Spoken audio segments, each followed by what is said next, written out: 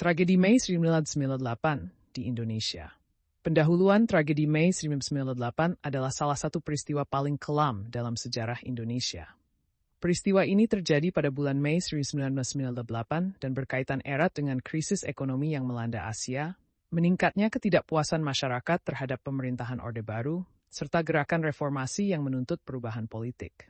Tragedi ini ditandai dengan kerusuhan besar di berbagai kota, penjarahan, pembakaran, kekerasan, dan pelanggaran hak asasi manusia, termasuk kasus kekerasan terhadap etnis Tionghoa dan mahasiswa. Latar belakang. Pada akhir 1997, Indonesia mengalami krisis ekonomi yang parah akibat dampak dari krisis moneter Asia. Nilai tukar rupiah jatuh drastis, inflasi melonjak, dan banyak perusahaan bangkrut, menyebabkan meningkatnya angka pengangguran serta kemiskinan. Di tengah situasi ekonomi yang memburuk, kepercayaan masyarakat terhadap pemerintahan Presiden Soeharto semakin menurun. Mahasiswa dan berbagai elemen masyarakat mulai turun ke jalan menuntut reformasi dan pengunduran diri Soeharto. Ketegangan meningkat pada 12 Mei 1998 ketika 4 mahasiswa Universitas Trisakti ditembak mati oleh aparat keamanan saat melakukan aksi demonstrasi di Jakarta. Insiden ini memicu kemarahan publik dan menjadi pemicu utama pecahnya kerusuhan besar di Jakarta dan beberapa kota lainnya pada 15 Mei 1998. Peristiwa kerusuhan dan dampaknya.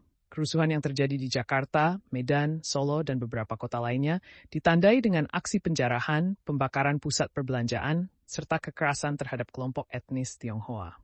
Banyak rumah dan toko milik warga keturunan Tionghoa dijarah dan dibakar. Terdapat pula laporan mengenai pelecehan seksual terhadap perempuan etnis Tionghoa. Selain itu, sejumlah pabrik, kantor, dan kendaraan umum juga menjadi sasaran pembakaran. Data resmi menyebutkan bahwa lebih dari 1.000 orang tewas, sebagian besar akibat terjebak dalam kebakaran di pusat perbelanjaan yang dijarah massa. Peristiwa ini juga menyebabkan ketakutan besar di kalangan etnis Tionghoa. Banyak di antara mereka yang memilih meninggalkan Indonesia. Keberangkatan Soeharto dan reformasi situasi yang semakin tidak terkendali memaksa Presiden Soeharto untuk mundur dari jabatannya pada 21 Mei 1998 setelah berkuasa selama lebih dari 30 tahun. Pengunduran dirinya menandai berakhirnya era Orde Baru dan awal dari periode reformasi. Setelah Soeharto mundur, Indonesia mengalami berbagai perubahan politik, termasuk desentralisasi kekuasaan, kebebasan pers, dan pemilu yang lebih demokratis. Kesimpulan tragedi Mei 1998 menjadi titik balik dalam sejarah Indonesia, yang menunjukkan dampak dari ketidakadilan, korupsi, dan pemerintahan otoriter.